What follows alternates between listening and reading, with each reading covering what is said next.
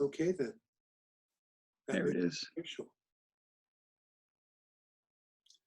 With great respect and love, I welcome you all with all my heart. Welcome to the first day of our May intensive. And this, you know, of course, everything is optional, but this is an opportunity for all of you to really bear down and focus on your spiritual priority. And so I'm going to offer up double the amount of talks, and we're going to, we'll see how that all goes. There'll be homework assignments, and the first one will be actually just fun, and then it'll get more serious as we go along.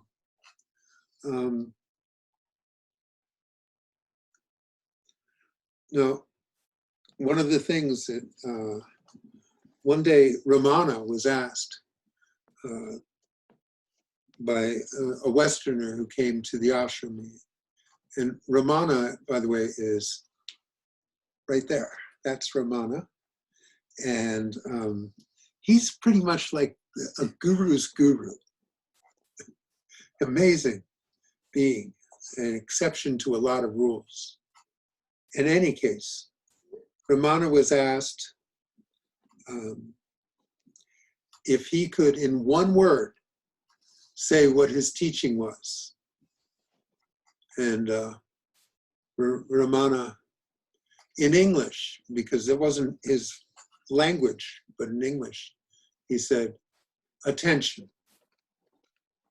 And I really think that actually does bring it down to exactly what it's about. You give this your complete attention. You focus on this spiritual priority, and you're focusing on going within. You see, the mind is always focusing on this and that and this and that, and wanting this and not wanting, and always outward focus. And this is an opportunity to take all of that energy and focus within. Now, you see, it's an interesting thing, the mind, you see, because the mind is the obstacle.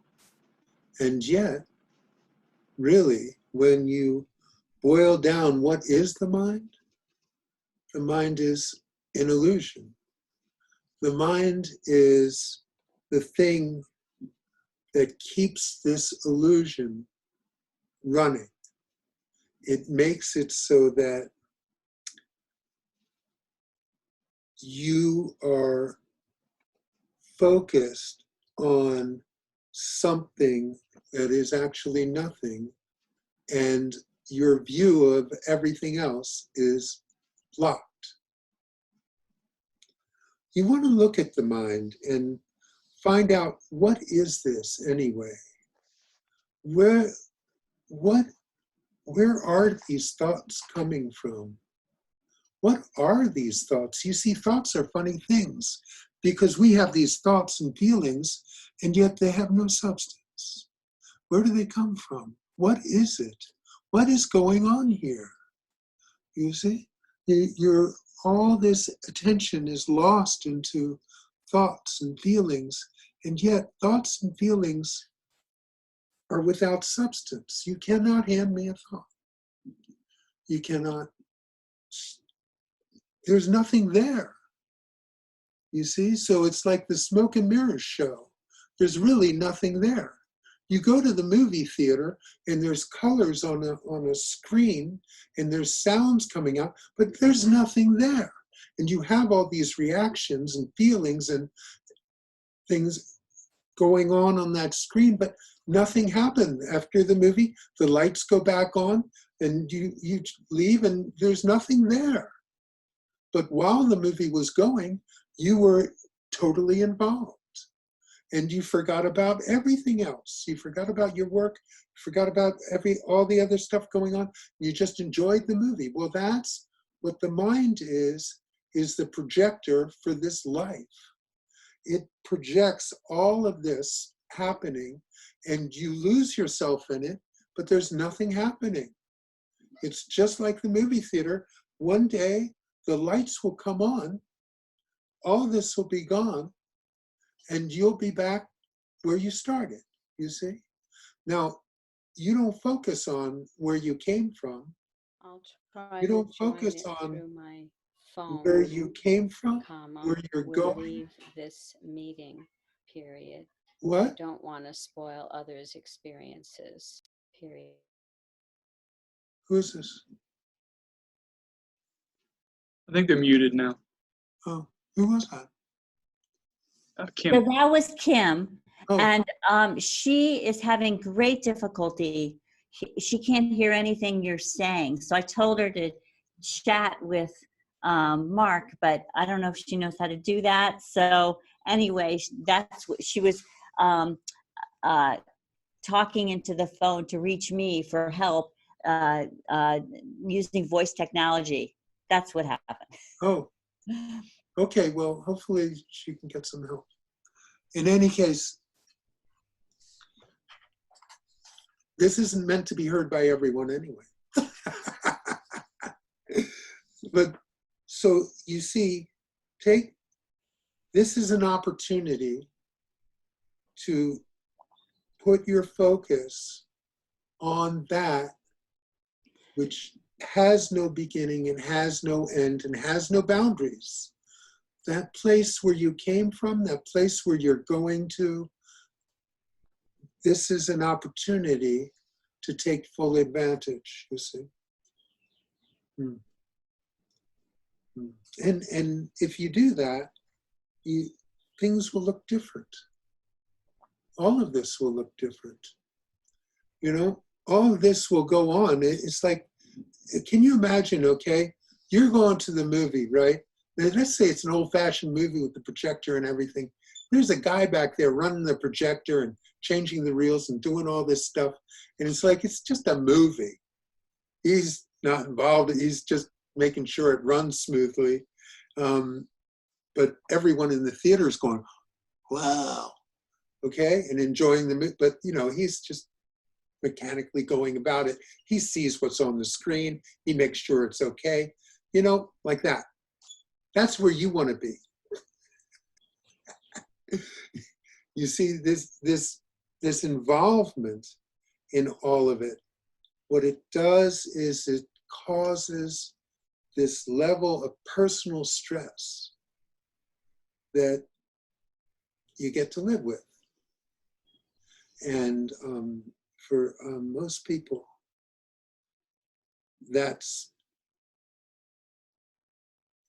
for most people that come to these talks anyway, that's not so appetizing anymore.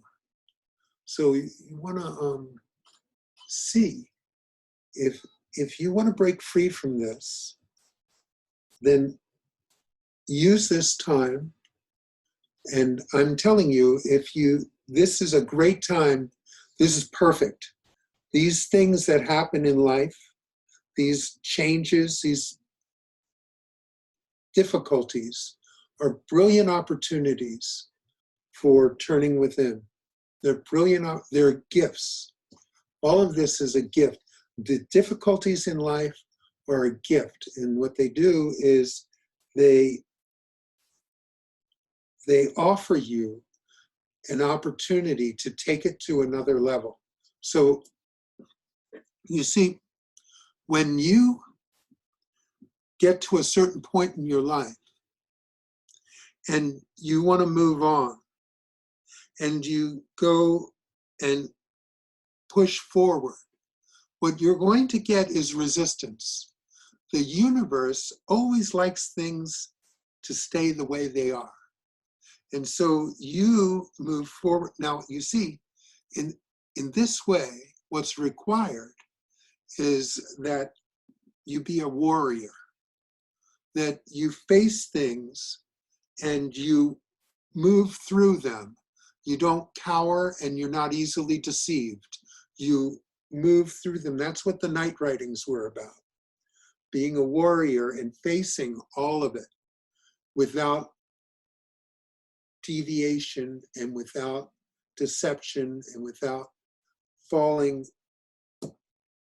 into old habits. You see, it's very easy to do that. And you can, if you, any one of you who takes this seriously, who really moves through some shit this month, and every one of you will face this at some point. This will come up because that's the way the universe works. And you want to be up to the test, that's all. You just want to be up to the test. So I'm recommending this, and I just think this is a great time. This is great because look, we're in the middle of a pandemic. How often does that happen? Really? It's not as bad as the Middle Ages, but it's pretty bad. And really, it's unlikely that all of us are going to make it. I mean, so it's serious. So really, now's a good time. Now is a really good time to take this spiritual priority seriously. And so I'm offering all these talks in that vein. A lot of you have come to talks for years and years and years. And, okay, once a week, once every other week, maybe twice even on the occasion, but how about every day? How about every day? You see, I told my mother I was doing this. And I said, well, I went to ashrams. I spent years. I traveled to India. I was like, this was my primary focus for decades, So I'm offering, for you, it'll be easier, okay? I've already done that. So for you, it'll be easier. I'm giving you a month of opportunity to take this on and go for that spiritual priority that I know that all of you have that desire. Otherwise, you wouldn't be listening to this garbage. There's a lot of better stuff to listen to. This is for people who are pretty hardcore and really want it, okay? So the opportunity is there for everyone. There will be homework. Speaking of Ramana, I'll tell you some stories about Ramana. So Ramana had an ashram, still there, the Ramana ashram in southern India, in Tamil Nadu, in Tiruvannamalai. Tiruvannamalai is like in the middle of nowhere, but there's these huge temples there, and there's a mountain called Arunachala. Arunachala mountain is very famous. It's like supposedly the manifestation of Shiva himself. It's a holy mountain, and the thing you're supposed to do is walk around it barefoot. And it's like 8 miles or something, and it's a spiritual pilgrimage that people take once in a life. So Ramesh told me about it. And now Ramesh had a special relationship with Ramana. Now it was very odd because his guru was Nisargadatta. But next to him when he talked was a picture of Ramana. And one time I asked him about that, and he said, well, I met Ramana through Nisargadatta. That was the channel through which he actually, because Ramana died, I think, in 1950. So that opportunity wasn't there when he was serious spiritual seeking. But in any case, he went to Arunachala. He went there to the Ramana ashram, and he walked around that mountain barefoot, and he cut his foot open horribly. It was a story he talked about. It was just, he bled. It was really bad, actually. But he made it around the mountain. And I later found out, you see, from something happened around Baba once. There was a guy, security guy, very unique human being. He did Baba's dirty work. And he was like a Vietnam vet. He spent most of his time in Vietnam behind enemy lines. And this guy was fearless. And something happened, and one of the golf carts got loose, and he like had to stop it, and it ran over his leg and cut it open really bad. And Baba said, this was a really, really good thing that happened, that the release of that blood was a release of certain karmas that couldn't come out any other way except through bleeding. And I think that must have been true for Ramesh on this hike. So in any case, sideline.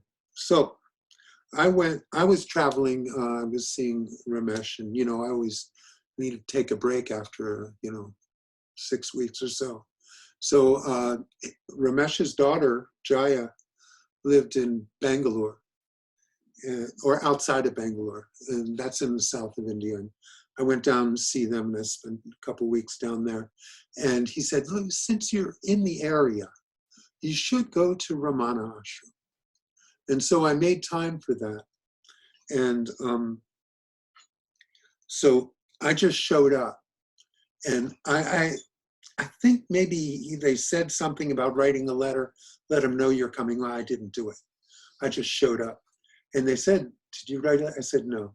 He said, no matter, it's okay. And it was very interesting because I had only been in Baba's ashrams before. And I think this is before I ever met Shree in his ashram. So they took me, and it was a fair size ashram. There were mostly dorm rooms. They gave me my own little hut, like it was a private room, and right outside of where Ramana used to give darshan. There was a couch there and everything, and it was very close to there. And but what I was amazed by is that they didn't give me any instruction. They didn't tell me what to do, anything like that. And in Baba, they have lists of rules, and there were programs all the time that you were supposed to go to. None of that. I had to find out on my own if there was something to go to. Except for meals. I figured that out. But I always said it was the quietest 3 weeks of my life. It was like, I don't think I said barely a word to anybody. It was just silent. And the interesting thing is that Ramana taught through silence. He said, okay, I will answer questions for people who couldn't get it through the silence. But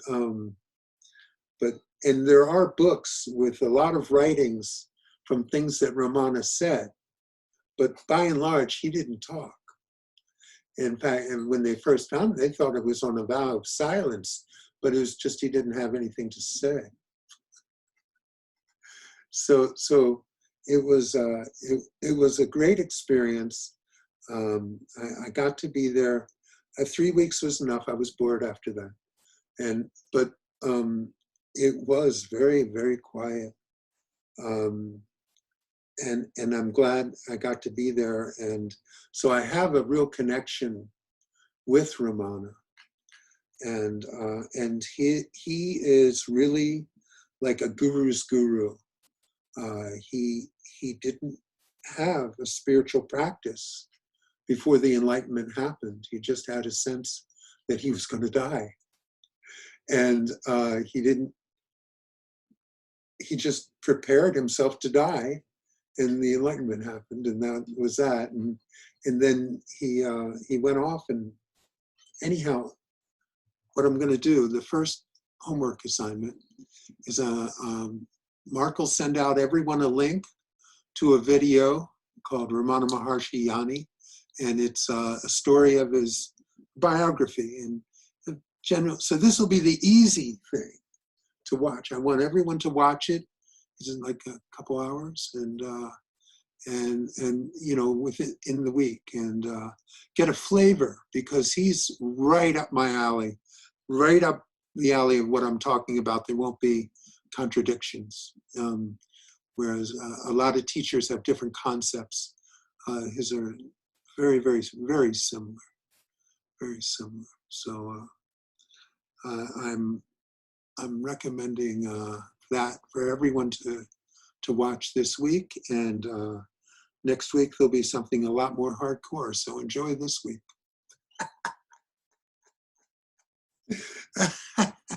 This is the light stuff, but it's not. It's still hardcore, but Ramana's hardcore. You see, and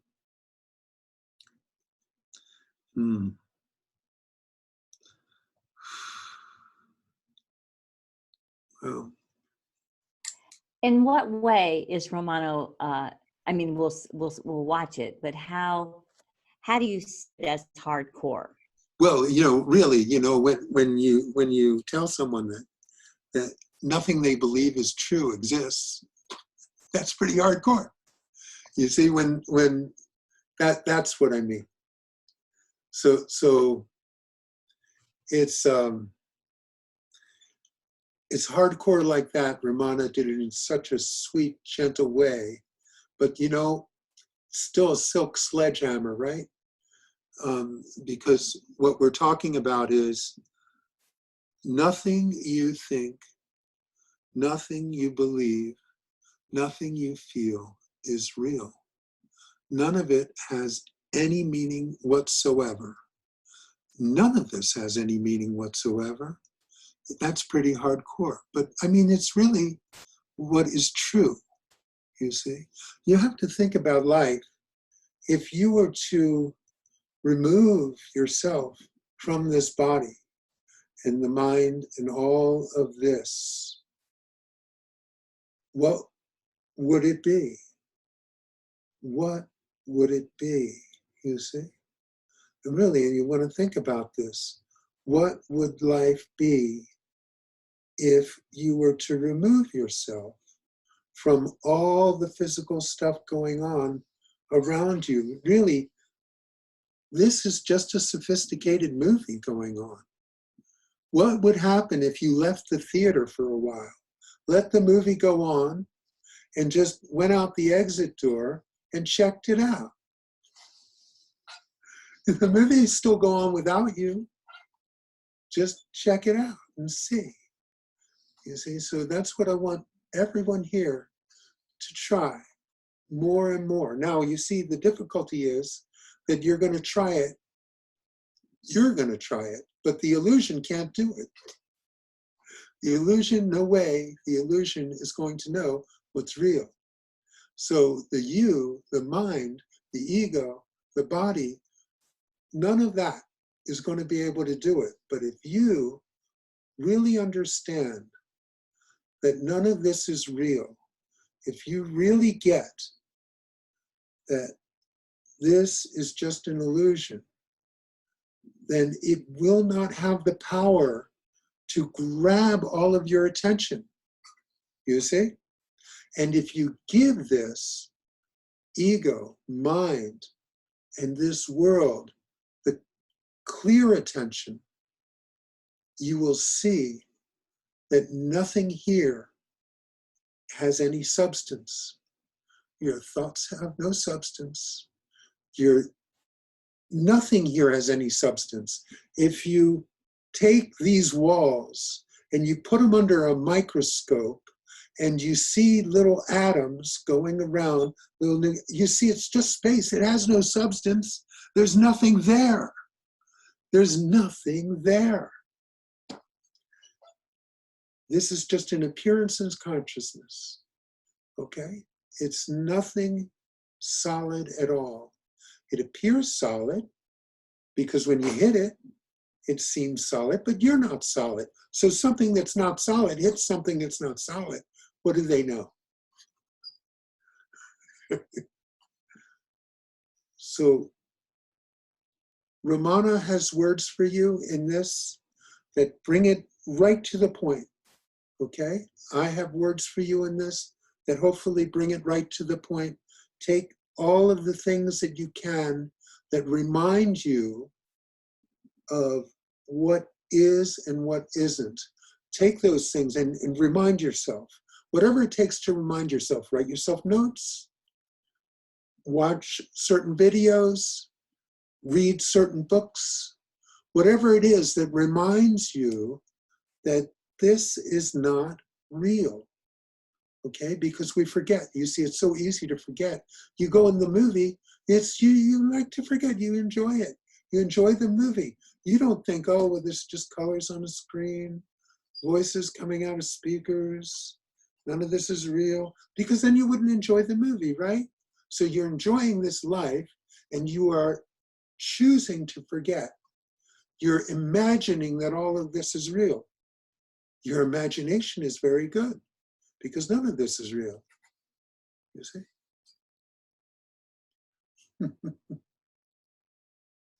But that's all it is imagination. Oh, Kim? I'm unmuting you. Yeah, go ahead, Kim. No, I am trying to see other people and I can't see everybody, but I'm glad to be hearing and being with you. Oh, So okay. please, You can see me, right? I can, and hear you. Okay, I think up on the right, there's Yes. a thing that should say gallery view. And if you hit that, you should be able to see everybody.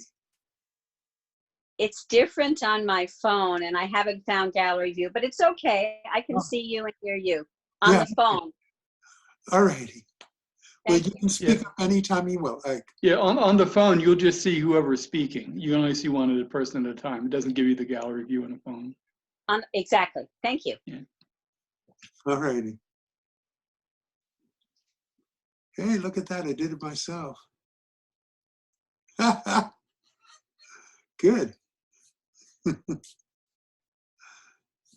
Hey, Steffi. Are you saying something, Steffi? Hi, beloved Guru. Here's a Valentine. Oh, you're sweet. Is it Valentine's Day already? Always when I'm with my beloved Guru and with my friends. Hmm.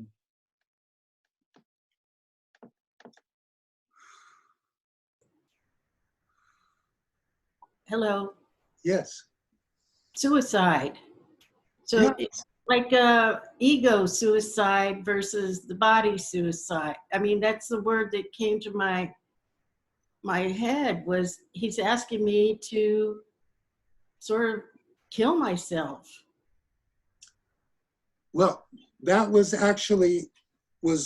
my understanding of it when I went to India the first time.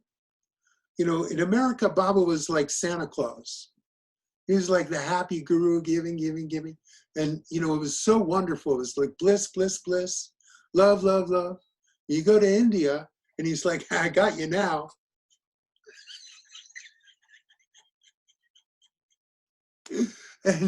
And so he was totally different attitude.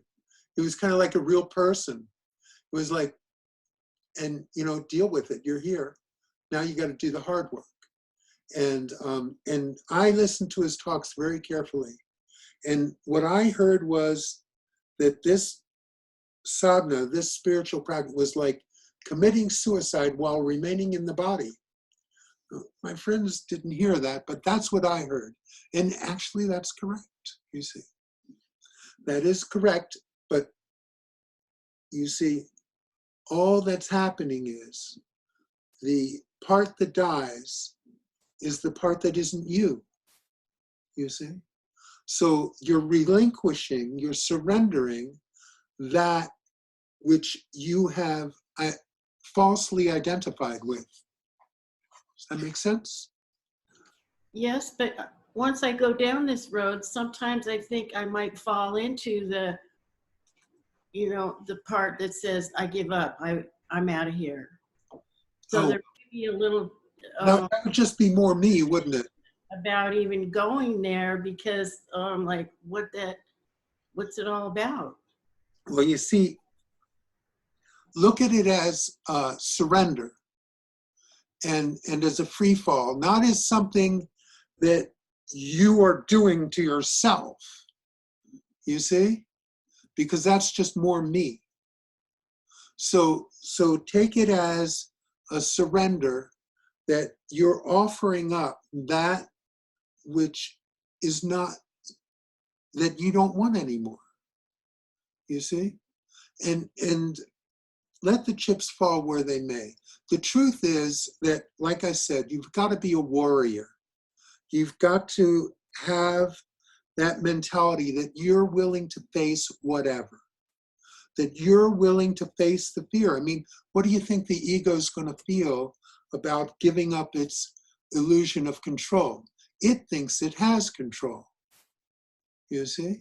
It's not going to be real happy about this. It's not going to be really like joyous, like, oh yeah, let's give it up. No, the ego is going to be like, yeah, you think you can do without me? Good luck with that, bud.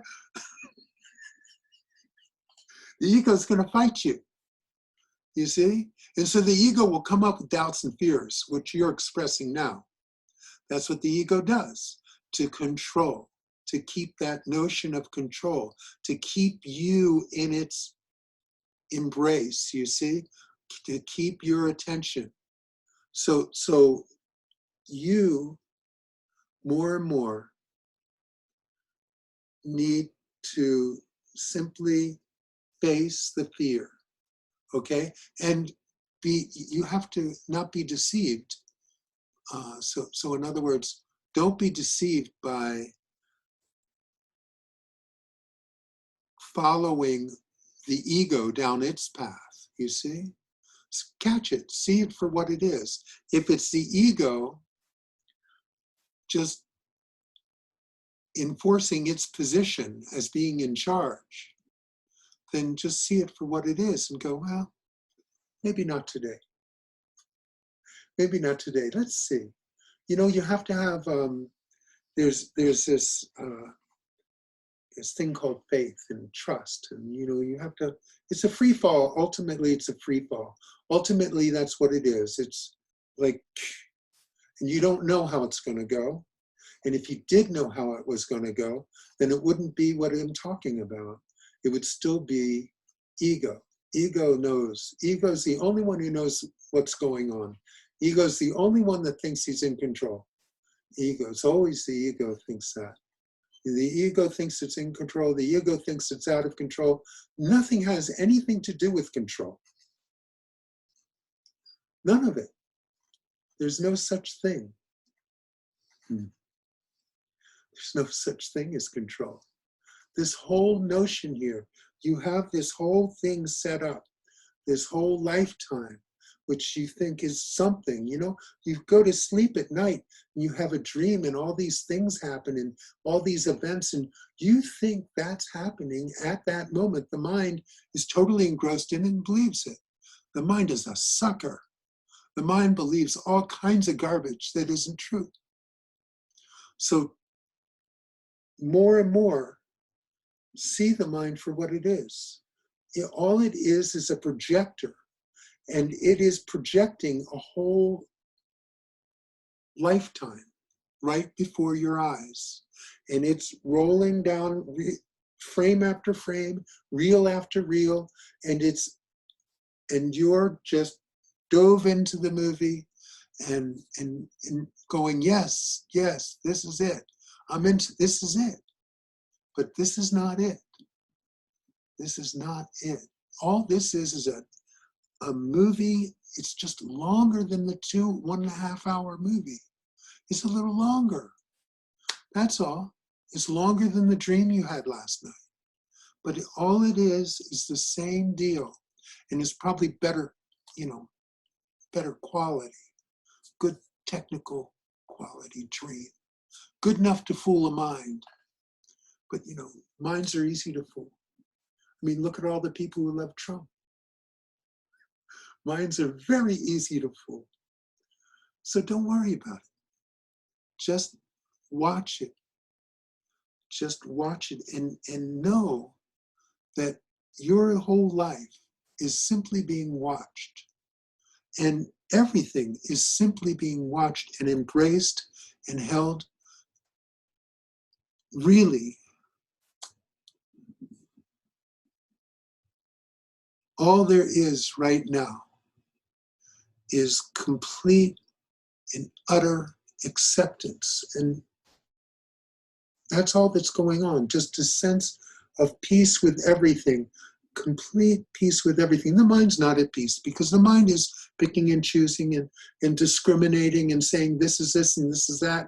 Well, you know, everything is just is. Everything just is. It's really that simple. It's not this is this and this is that. Everything just is. Everything just is always. And after you're gone, everything will just be as it is. And before you were born, everything just is. Everything always just is. And you have this temporary sense of, oh, well, there's this and that. But there isn't this and that. There isn't. This is just a projection. Your mind is projecting all of this whole world, everything that's going on. So that's fine. Your mind has a fear. So you just embrace it and say, it's okay. It's okay. It's okay. And you know, Tracy, if you were going to kill yourself, you probably would have done it already. Probably. I'm just guessing. Are we in free fall always? I mean, is that what you're saying? We're already in free fall. You are actually already that essence of who you are. It has nothing to do with free fall. It has nothing to do with freedom. It has nothing to do with anything. It just is.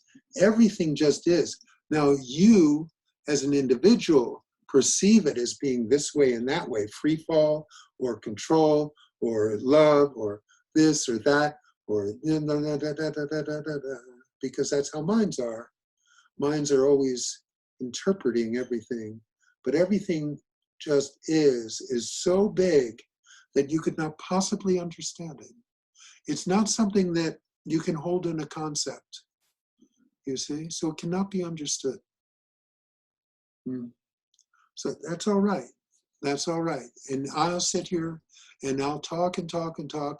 I have hundreds of hours of talks of me telling you what it is.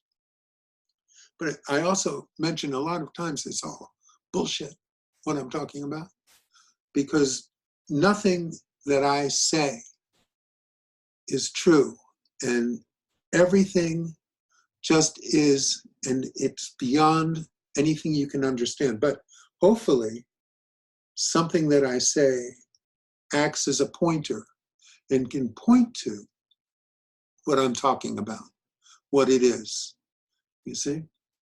And what it is behind everything. It's behind everything. But it's always with you.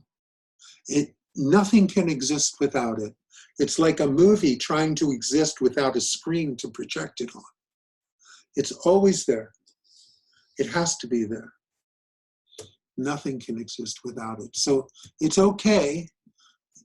You take this time now to really see how you can focus inward instead of focusing outward, instead of focusing on thought, instead of focusing on this, on that.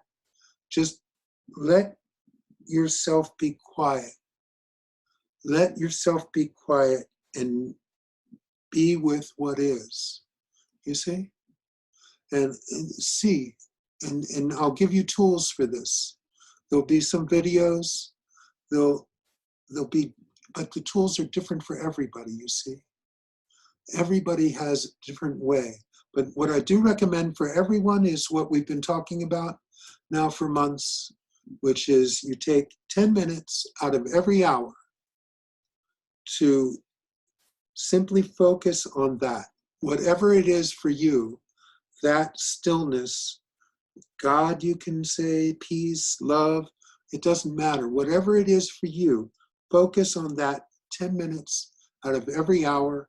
Some hours you can't, you make up for it later. You do the best you can to keep that commitment. That keeps it with you. And what you'll find if you do it is that there's a residue of that stays with you throughout your day. Even when you're not doing, there's a residue because you've established this. And really, you see this this idea of meditating 1 hour a day or whatever, even 2 hours, you want to carry it with you 7/24. That sense of just being, that where thoughts come and they just come and go. They're not pursued, except for the thoughts that need to be pursued. You see? There's a few of those. There's a few thoughts that need to be pursued. There's ways that the ego is your friend for navigating this world. You see? But it's a tool that helps you. It shouldn't be a tool that rules you. It shouldn't be something that's in charge of your life. Certainly not. It's something that serves your life. So, and that's where the positions are incorrect. You've given too much power you've turned over too much to the mind. And it's time to release some of that. Let the mind be a tool instead of the master. You know, it's like somehow the mind said, oh yeah, I'm you. And you bought it. You imagined that was true. It was never true. It was never true. The who that you are is well beyond anything that you experience physically. The who that you are has no time limit. It's eternal. It was never born. It can never die. The way you know something is true is that it never changes. And everything you look at in this world is constantly changing.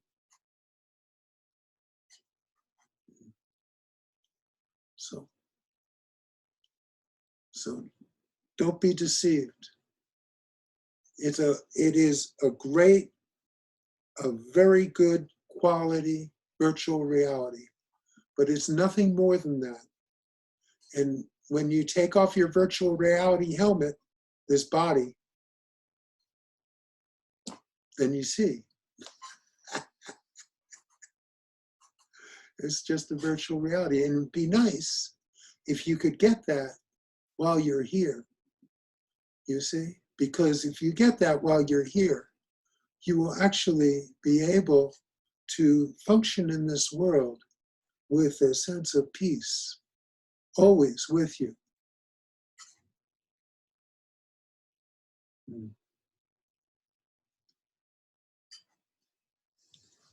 So,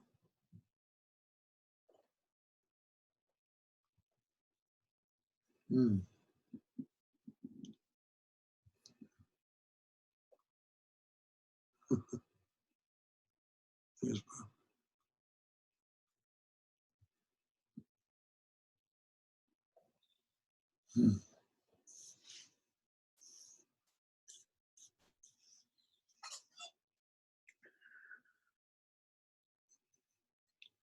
Good.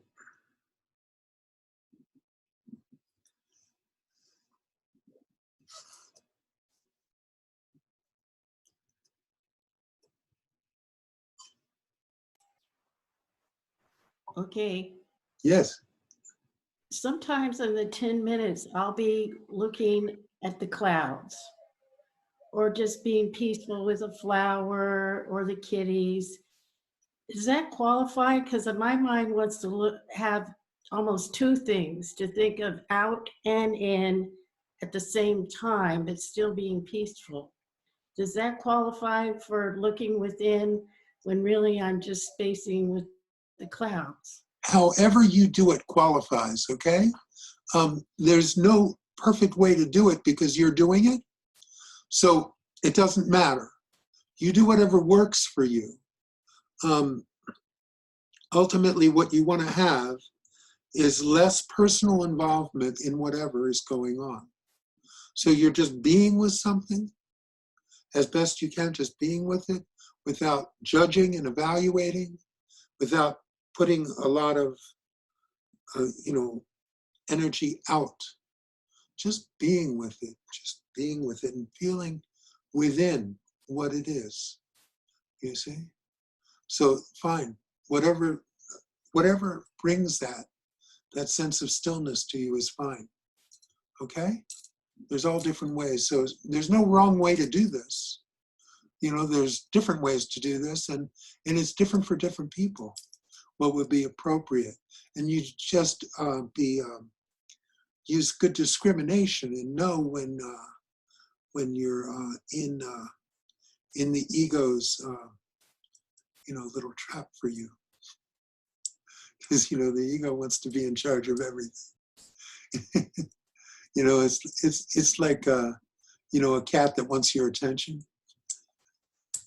It will do whatever it takes to get that attention.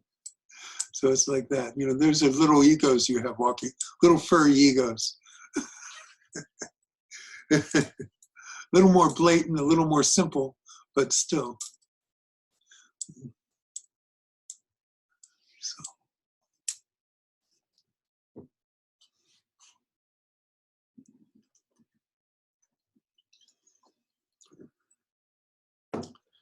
Furry ego.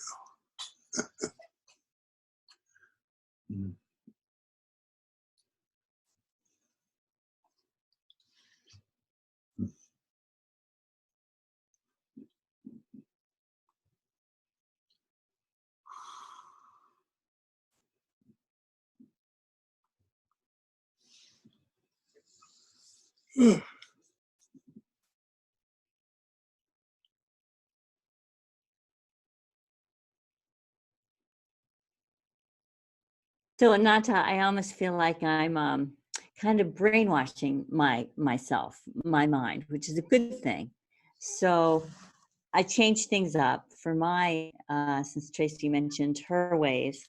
So I'm like reading your nuggets for 10 minutes at a time, or I'm chanting or listening to chanting, 10 minutes at a time, or I'm listening to spiritual talks, but it's kind of creating this foundation for me that is in a good way, just brainwashing me, training me to think or not think in a certain way. Well, exactly. You've been brainwashed into believing that all this is real.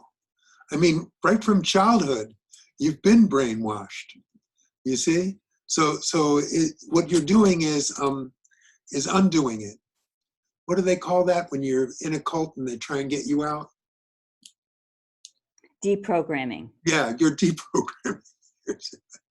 So that's what I'm doing. I'm deprogramming. Right. So you're in this cult that we call civilization, and you've been taught that you are Pam, and you do this, and you do that, and you have this quality and not that quality, and you did this well and you did this poor, and blah blah blah blah blah blah blah, and your whole life is going wrong, me, and I did this and did that, and this whole notion that you did anything is just as true as the notion that the character in the movie you're watching is doing anything. Everything in there is choreographed, scripted, it's all set up, and you're watching it and you think it's new. But that movie has been going on in that theater hour after hour after hour, and it keeps repeating and never changes. That's the same thing. And your life is just like that, and you have been brainwashed into believing that your part is your part, You're not an actor. This is you. This is real life. That's just a movie. This is real. So you've been brainwashed into believing that what you're doing in your life is real. This is real. This you take personally. The rest of it is just, well, sure, that's just a movie. Sure, that's just a TV show. Sure, that's just a dream. But imagine 100 years after your life, what this will be. Sure, that was just whatever. While you're in it, you think it's real, and you've been brainwashed into it. So we're deprogramming you, okay? And we're gradually, when you have the true conviction that none of this is real, it'll just start diminishing. You will not find the energy needed to invest in keeping this thing working in the way that it does now, you see? And you won't suffer nearly as much either.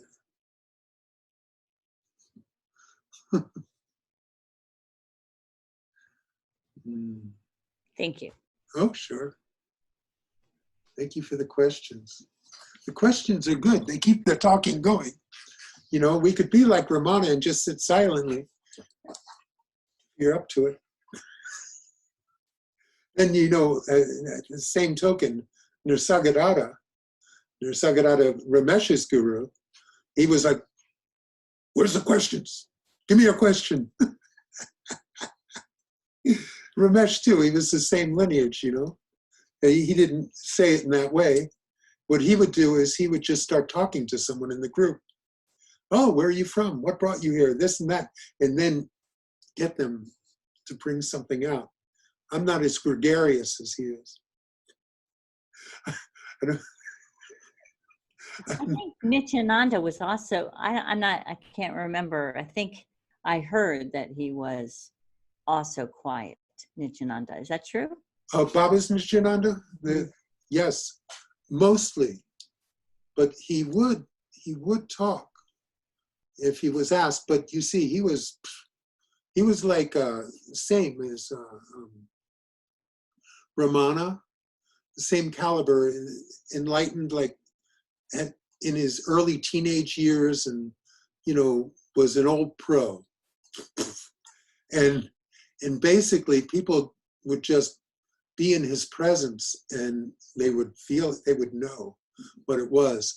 I have some videos I'll probably share with the group later on. There's a guy named Rudy. He was in upstate New York. His ashram was near where Baba's is, but it was before Baba ever came to America. He had met Nityananda, and it's really fun because he talks with this heavy New York accent. You never picture it, but he's dressed as a Swami.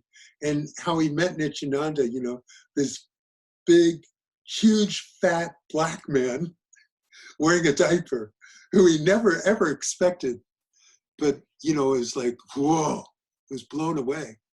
And he unfortunately, I only knew about him because outside of Woodstock was his ashram in New York, and there was a restaurant there called Rudy's, and it was a vegetarian restaurant in the middle of nowhere, and it was a remnant left over from his ashram, so. So I looked him up, and he talks about first meeting Nityananda, and also he gives there's a little good snippet about persevering through the difficulties, which everyone here who takes this seriously is going to face resistance. That's the way the universe works. The universe is invested in keeping things the way they are. It's like a prison. There's protections to keep people from breaking free from prison. There's all kinds of obstacles. There's barbed wire fences. There's all kinds of obstacles that prevent one from breaking free from prison. And this world is a prison. You know, the ego makes you believe that you're tiny, you see. And when you try and break free, well, the universe is going to send out the guards for you Ananta, and reel you back. Ananta. So, you know, you can expect that. And you have to be up for the challenge. Like I say, you have to be a warrior. You have to be relentless and be willing to face whatever the universe throws at you. And you know, the final, for the ego, the real control feature of the ego is fear. The ego, when the ego goes into fear, everything in your body is geared toward giving it your full attention. You see? And you have to be up for that. That would be a natural thing to happen. And some people are. And I'm projecting that everyone listening to this talk could be. Yes. Ananta, Yes. would you agree? I mean, like resistance sometimes can be really impeccable. And in my experience, I don't know if you agree with that as well, that once it is recognized as resistance, as only as resistance, meaning like it doesn't have any meaning that I need to hold on to, it becomes just sensation, maybe unpleasant sensation, but just sensations. Indeed. Like the worst resistance is just plain sensation, some type of sensation. Indeed. That's exactly right. You see, so when I'm talking about fear, fear only becomes a factor when you buy into it. Yeah. When you buy into that sensation bad, get rid of, must change, you see? Then it becomes a factor that controls you, you see? So what you're saying is correct.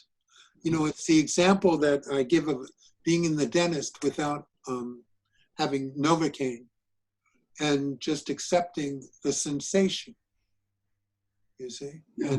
And you know, so I've experienced this, when the pain is just a sensation, and an unpleasant one, certainly, but when it's just a sensation, it's not that big a deal.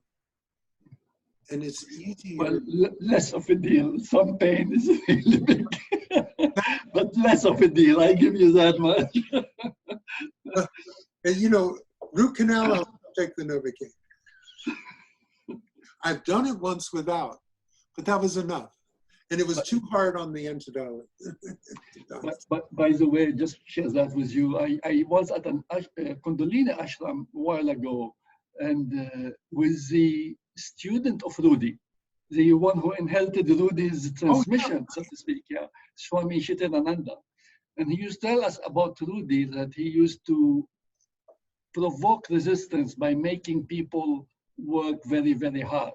Yeah. I mean, he's like really obsessed by literally let them do things that brings them want to fight him back or just want to resist. Yeah. That's what. And that's how it worked in the ashram. That was the real technique, the real gift of the ashram, is that it forced you into situations that exposed the deepest aspects of the ego, things that you could normally cover up. I'm afraid not today. It's too strong. You see? So that's a technique, and you'll have to make your own ashram, and you can do that because life will throw these situations at you anyway, whether you're in an ashram or not, or whether your guru is throwing you a bunch of stuff or not. Life throws you plenty. I mean, we're in this pandemic. That's certainly changing a lot of things. People have things going on in their personal lives that are intense. And, you know, it's like, so all these things, you can trust the universe to take care of this problem. And it will bring up deeper aspects of the me that you even didn't know were there. And so when it comes up, you can see what it is, and release and release and release, and not buy into. When it grabs you and takes you down with it, then you know, well, maybe I didn't completely buy that this is all an illusion, did I? Something here convinced me that it was real, you see? And you want to look at that and see the things that still have the power to suck you in. Mm-hmm. One, loneliness. I Yeah. struggled with loneliness since I was a kid, of being abandoned and having no friends. So this whole pandemic has got me looking at, so is this spiritual practice going to help release that, oh God, that pain? It's an emotional pain of loneliness. Well, I'll tell you, Tracy, from personal experience, I always had an issue with loneliness. I always had an issue. After enlightenment, it never arose again, ever. I never, ever feel anything like that. How could I? You see? Loneliness is a symptom of personal identification. So that's showing you where the personal identification is strong. You see?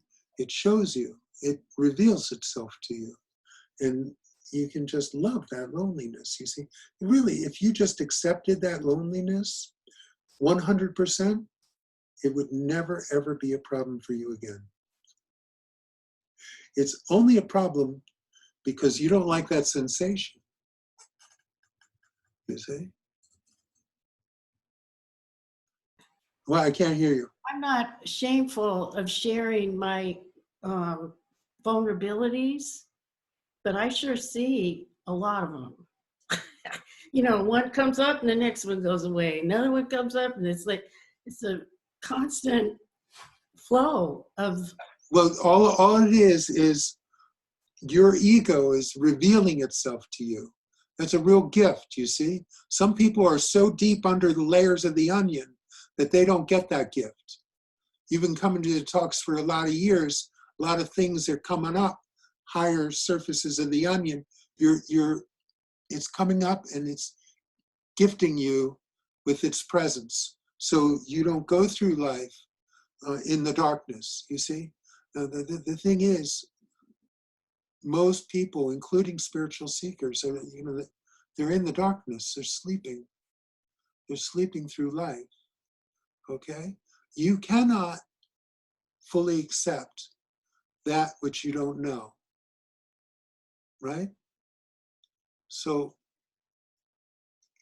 this stuff is coming up so you can know it. You can know it. And when you know it, it can be surrendered. It can be released. But prior to that, it can't be released. You see? And then you end up in trouble. There's plenty of people that have had many deep spiritual understandings and feel really great when they're with their guru or whatever. And then they go home and go to work and all this stuff comes up and it's all gone. Boom. It's all gone. Because of that darkness, you see, it was never there. It didn't come up.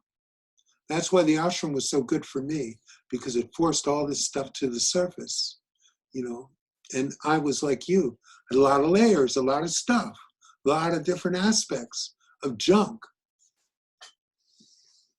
So, good.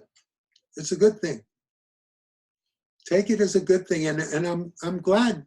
I mean, what you have is no different than what everyone else has. Everyone else is dealing with the same shit. The ego. It's all ego. It's all the mind and the difficulties. All of it is universal. And it's really, really hard to maintain this kind of illusion for a whole lifetime. It's a lot of work. It's a lot of work. And you might consider giving it up. Maybe. And so we're gonna focus on all of this month. I'm gonna be asking you questions. I'm gonna see how you're doing. We've got this nice light video with Ramana, which is really, it's strong. It's a good video. I wouldn't have offered it to you otherwise. But it's also easy. It's easy to watch. It's just a movie.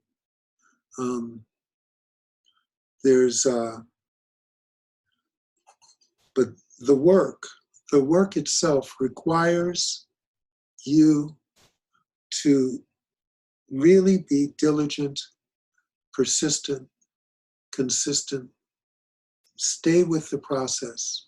Okay? I mean, every hour is a lot. That's a lot. Do the best you can to stay with that process. Boom, boom, boom, boom. To stay with it, stay with it. Remember, and when you forget, remember again. But keep remembering. You see, no, ultimately that was the deal for me.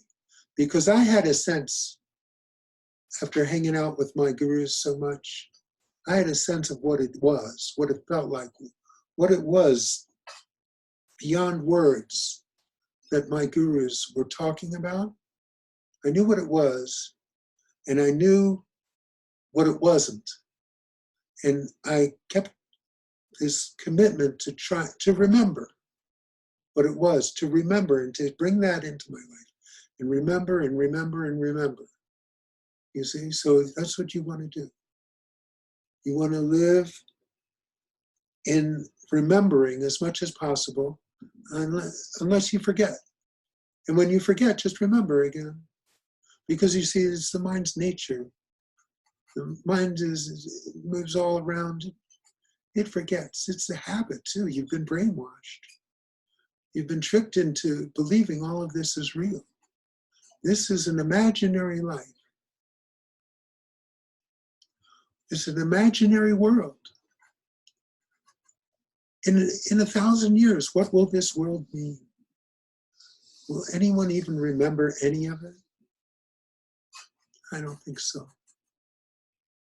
I'd be surprised. Maybe. Maybe there's one being that will be remembered in 1,000 years. And probably the historical facts about him will be all wrong. Donald Trump will be remembered as our Nero. Perhaps. Perhaps.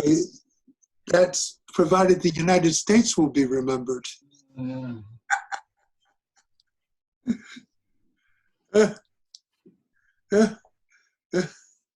You know, the asteroid could hit and none of us will be remembered.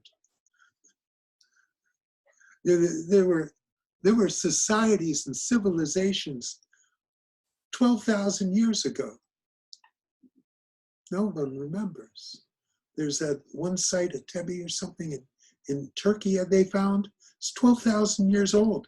No one even knew that people knew this shit then.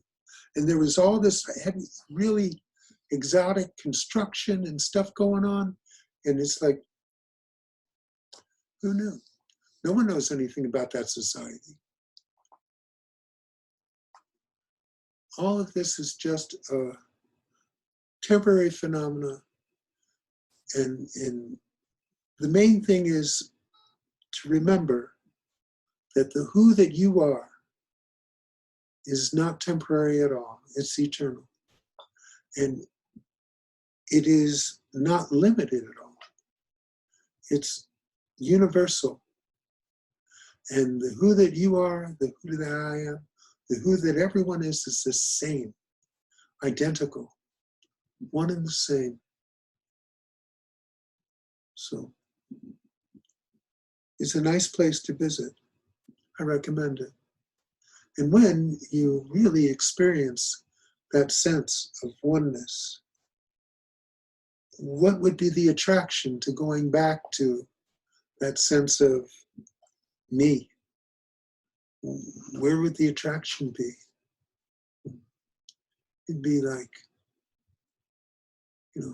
whatever. It'd be a downgrade. So more and more, just remind yourself. And eventually what will happen is that place will just overwhelm everything else on its own. So we're just creating the opening for that to happen. Grace will come. Grace will come, and it will manifest more greatly where the ground has been prepared. So let's get that ready. Let's plow the fields.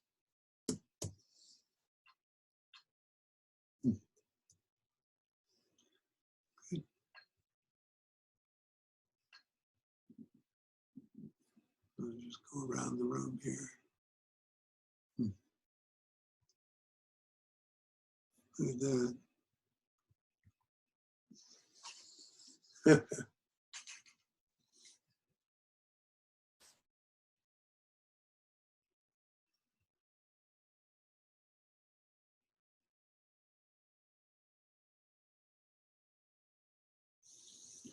I'm so happy to be here. Yes.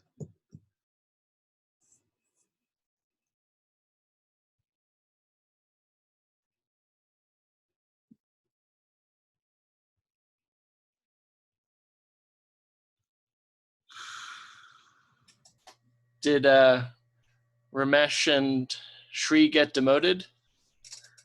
No, not at all. I know.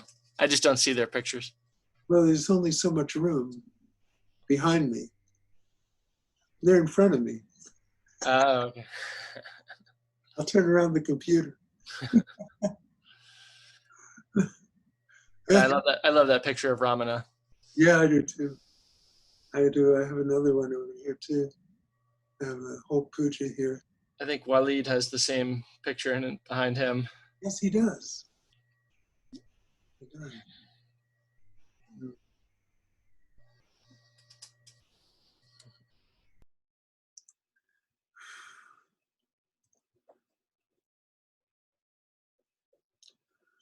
No. Couldn't possibly demote those other guys. There's so many people that could be on my puja anyway. I just picked 3. I know. I think didn't Ramesh say that to you when? Oh yeah. Sure. Yeah. That was good. Oh well.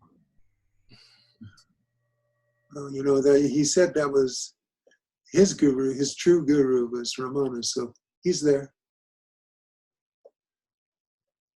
And these are the pictures I have in my office. You see.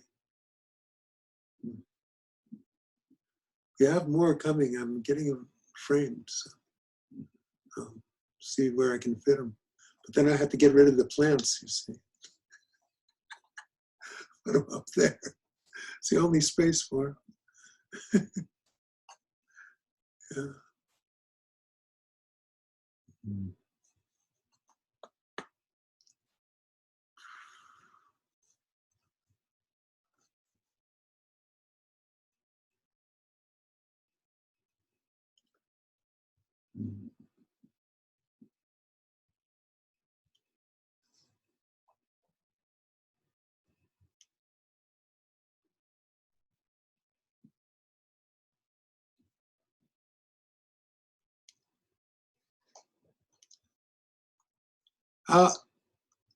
How's Andrea and Donald?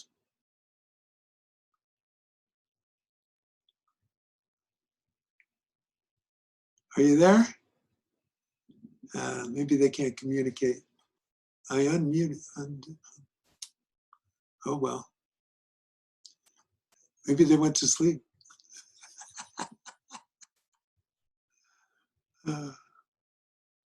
Good.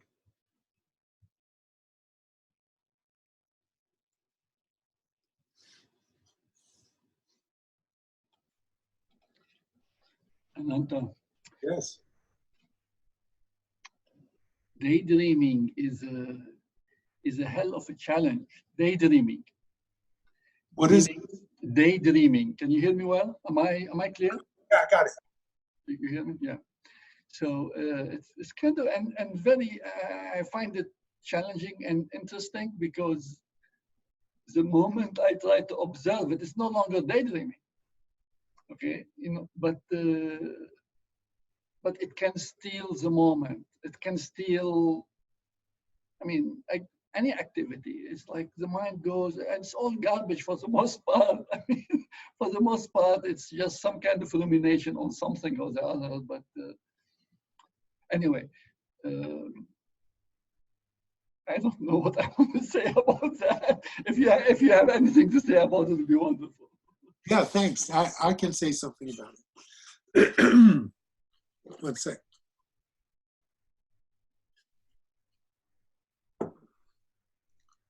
Really, daydreaming, simply pursuit of thought.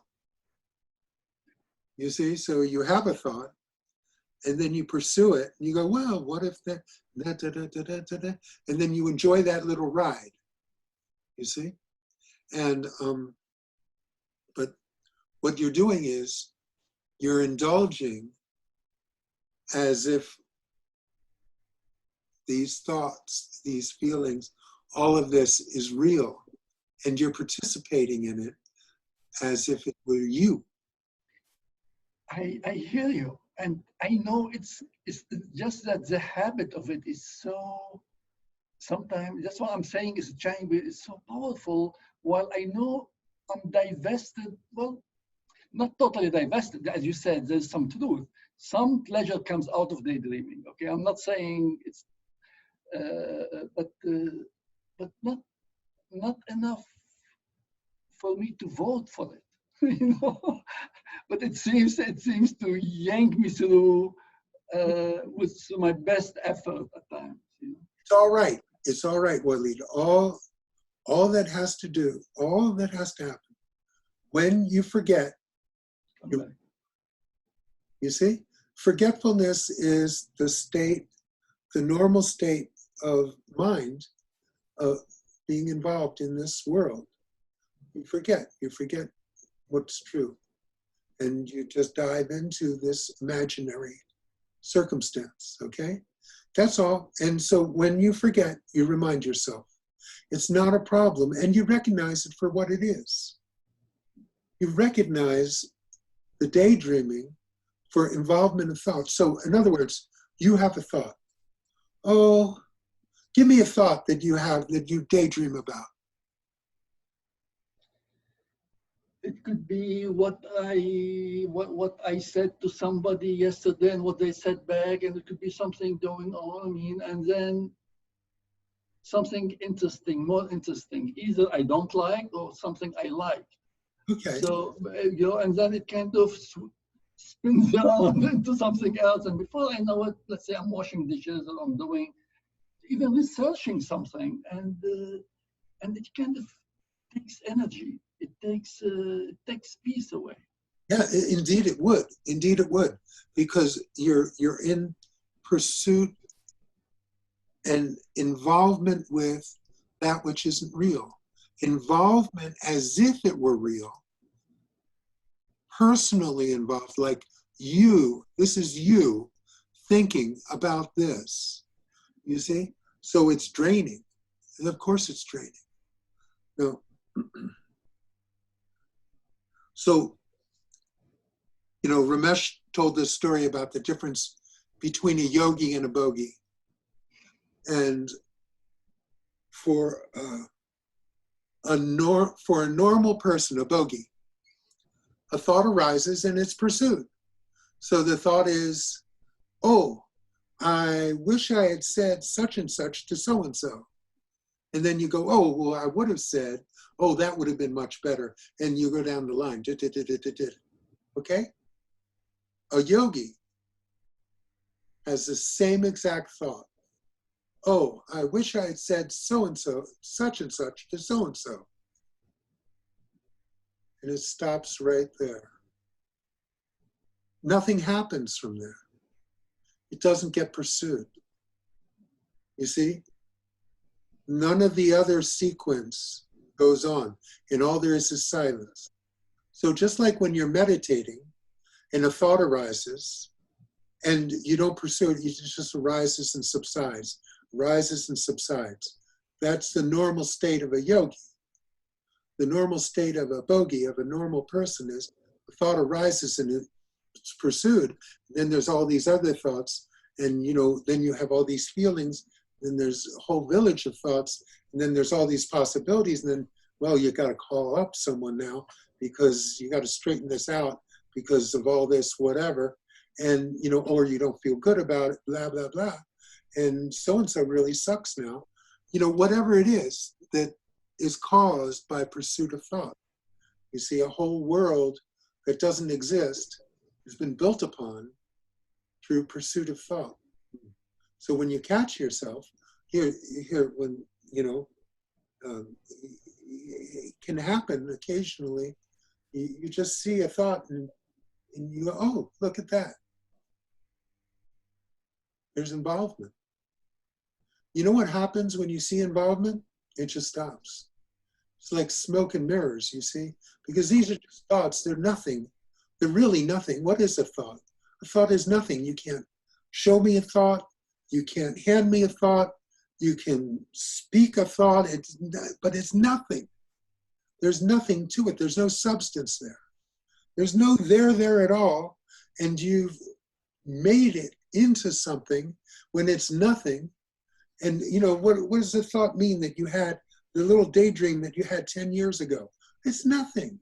Clearly it's nothing. And it's nothing now too. You've made it into something. In your mind, it's something. But your mind is nothing either. So all it is involvement. Involvement with the dream. Involvement. It's not necessary involvement. It's not like the kind of involvement where you have to figure out what you have to do to get to work tomorrow. You put on your clothes, do this, have a shower, this and that. That's all right. But this is just miscellaneous bullshit. That even Exactly. Pure garbage for the most part. Really, it should be an amusement to you, if nothing else. Well, a little bit, yes. That's why, yes, there is something there. There is some entertainment, but otherwise the habit would have died. Yes, well, it will die if you recognize it for what it is. If you see it as pure involvement, it's like, it starts puffing like smoke, like it just, and maybe there's some involvement that catches you. It just catches you. It's so deep and impressive that you are like stuck in this deep involvement. Watch how that works. See how that works, because God is giving you a gift of being exposed to your ego. And when there is real involvement, as you're saying, sometimes it's somewhat meaningful. Like I might want to look back at personal history and or explore it, but that's conscious work. I can live with that. Not only I can live with it, at times it's useful and a good thing.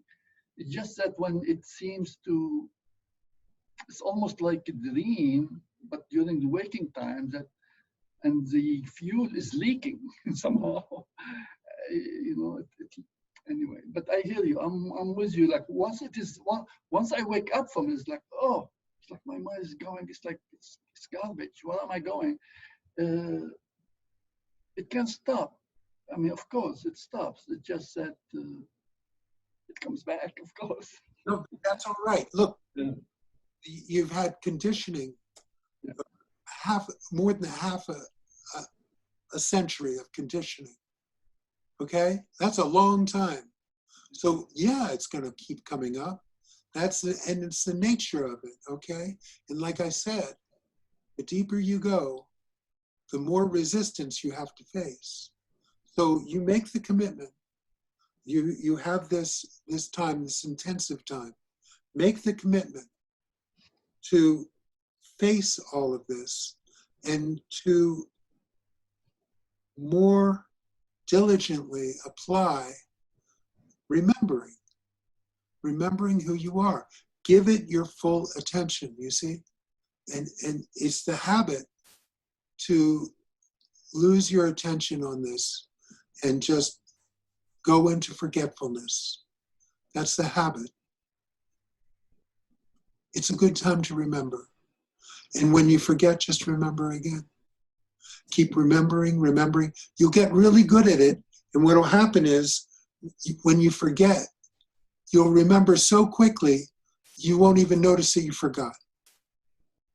You see, just stay with it and you'll see. And when you forget for a long period of time, it's a gift. It's God's way of showing you a deeper aspect of your attachment and identification, you see, that you didn't even know, okay? So that's fine. That resistance is going to come, you see, and so events will happen, externally or internally, that continually remind you and draw you back in, okay? So just continue, keep the commitment, make the commitment, keep the commitment. I'm telling you, if you make the commitment and you do the things that are necessary to remember the commitment, every hour at least, then what will happen is it will not take long before this diminishes to the point where it just isn't who you are anymore. You see? You'll be a magnet for grace.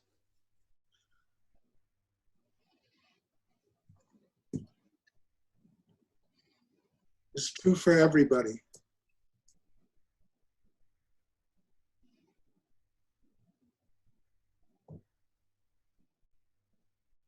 Mm.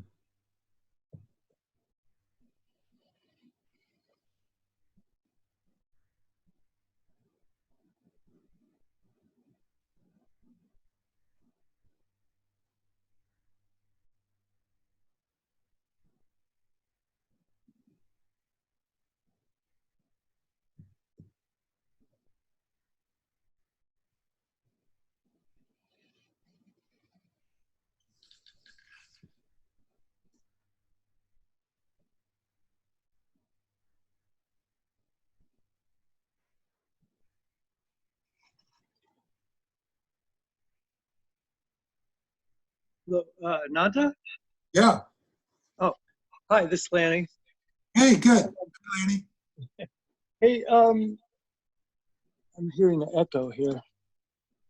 It's not too bad on this end. Oh, I'm glad you mentioned at the beginning that reading about this stuff is a reminder. And so I read into a lot of different traditions, and one of the guys I've been reading lately is a man named Tim Freak. And he says, as a reminder, what brings him into the present is thinking about the mystery of everything. And he gets up every morning and asks the question, what is all this? And I find that kind of intriguing, and I like thinking about the mystery of, why we're here, what is the universe, what is life. And I was just wondering what you would think about that in relationship to what you're saying is that none of this is real. So is it just a different aspect of saying none of this is real, that everything is a mystery? Yes. And what you do is you follow whatever it is you have resonance with, you see? So I also have been watching a lot of different things on the internet in preparation for this month, just to see what, I don't know why, it's just come over me to do that. Normally I don't. But so also to share certain things for your homework assignment. I've been watching different things. So yeah, please do. And yes, that's the same thing. And more like what Ramana too, you know, who am I? But really, that's the thing. Really, we want to know. We want to know, who are you? So this is absolutely correct. And everyone has a different way of saying the same thing. And there's certain ones that you'll have resonance with and other ones that you won't. So that's fine. Yeah, absolutely. Take as much information in as you can that helps. You see, because on this journey, you need the reminders. You need the reminders. And so take the reminders that work for you, that to remind you of home. Mm-hmm. Yeah, that's great. What's the name again? Tim Freak, Freke. Okay. And he does talks at the non-duality, the SAND conference, and he's written a lot of books. Okay. I'll have a look. I'll let you know what I think. Okay.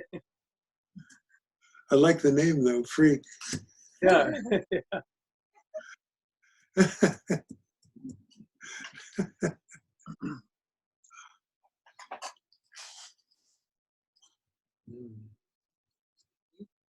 Oh.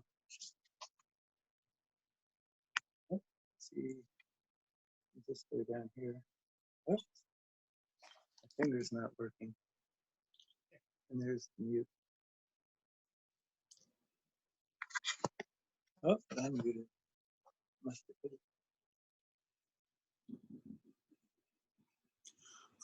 Okay, so I have a question here, and I'll just read it.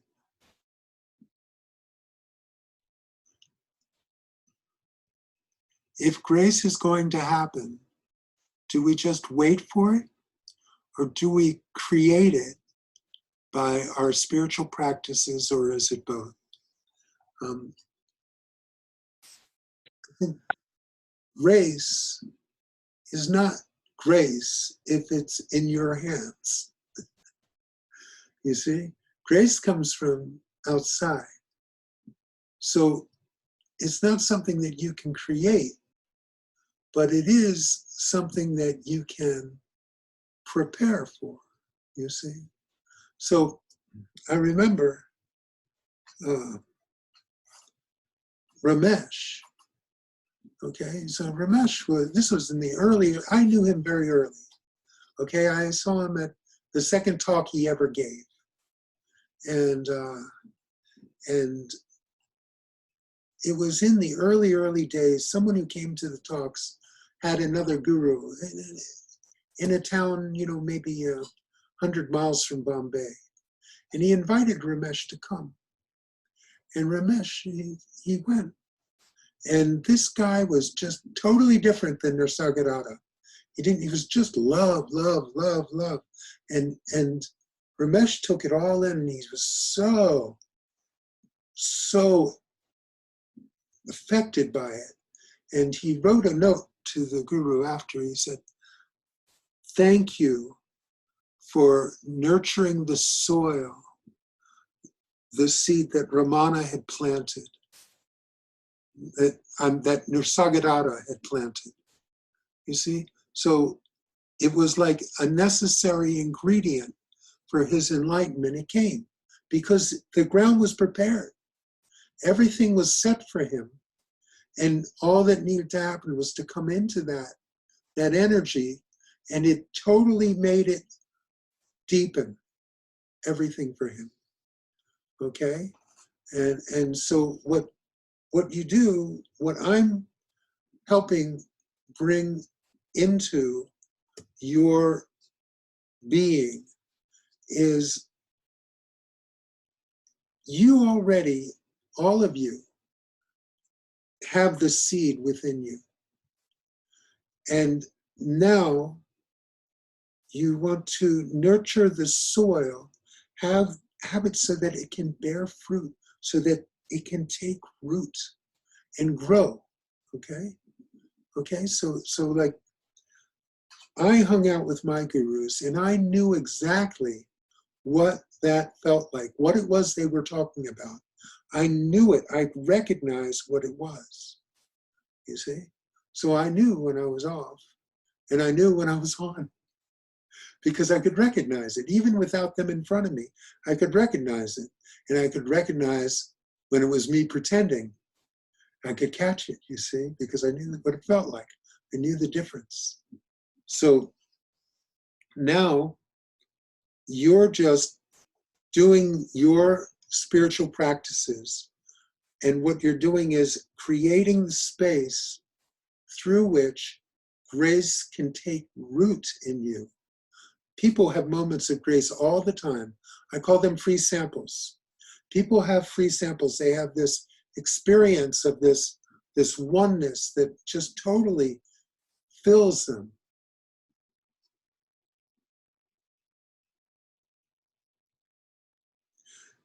And then they go, wow, that was great.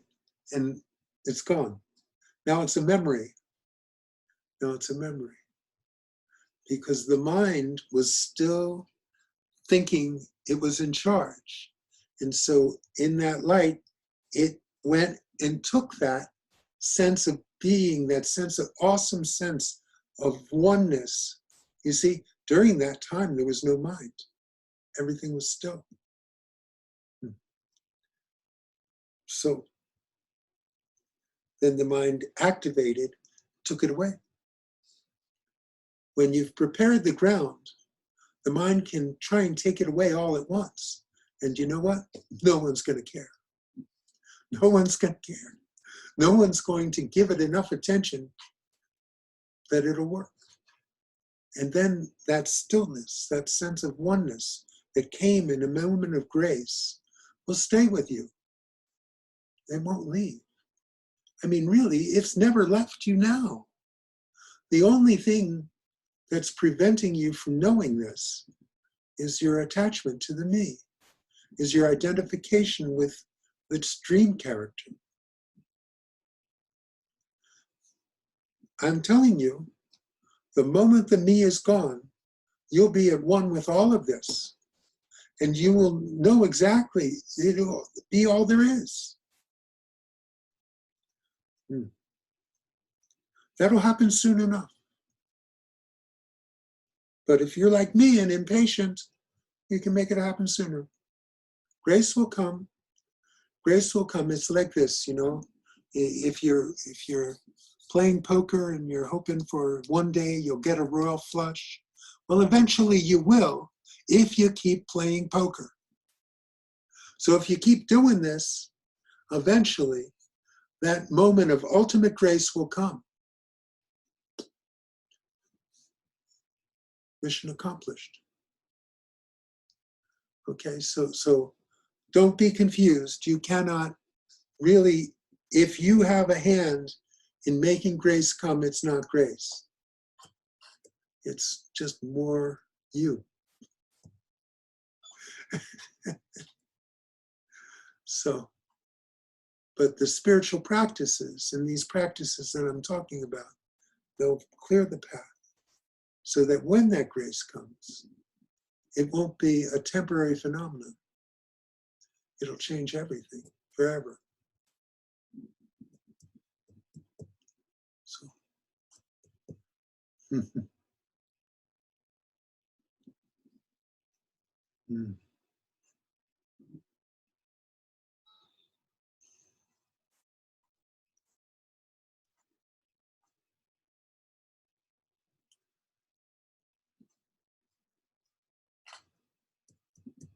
Thank you for that question.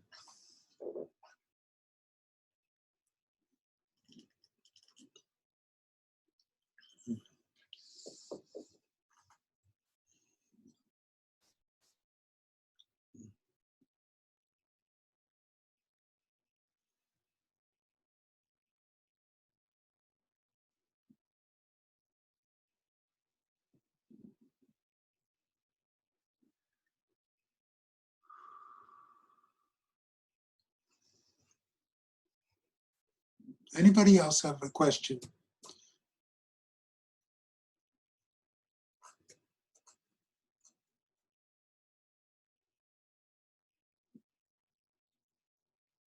All right. What we're going to have is another virtual darshan here. I'm going to be with each. I'm with you all the time. You don't know it, but I know it. I'm totally with you all the time. But in this moment, we'll just recognize that fact. The great thing about the Guru and about Shakti and about that presence of oneness is that it does not know boundaries. It has no boundaries whatsoever. No boundaries of time, no boundaries of space. So this is not a problem to have darshan over Zoom. Anytime, anywhere. Now, I don't know about you guys, but when I was doing my sadhana, I would go to my puja, and I had Baba's picture there and Ramesh's picture there, Shree's picture, and they would be with me. They would be with me anytime I went to that puja. That was a sacred space. So that's what I needed to remind me. But I'm reminding you now that I am always with you. That cannot change. That cannot change. Just remember it, like everything else. Let's say quietly now. Om.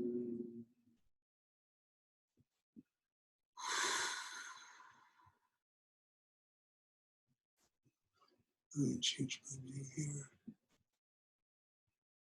There you go.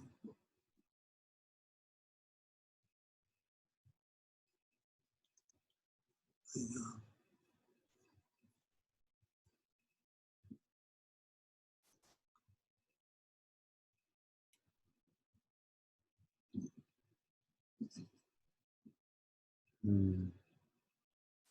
Oh, that's what it is.